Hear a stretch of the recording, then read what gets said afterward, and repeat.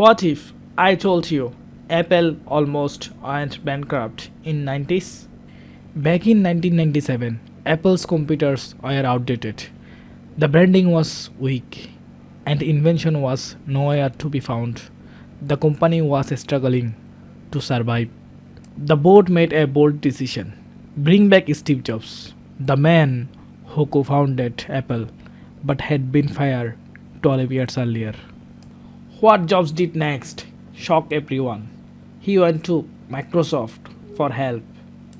Despite being Microsoft's biggest competitor, Apple received a 150 million investment from Bill Gates to save the company. This move by Steve Jobs gave Apple a new life. With the funds secure, Jobs made some tough decisions. He shut down all unproductive projects, printer, digital pens, everything. Then he focused on one revolutionary product.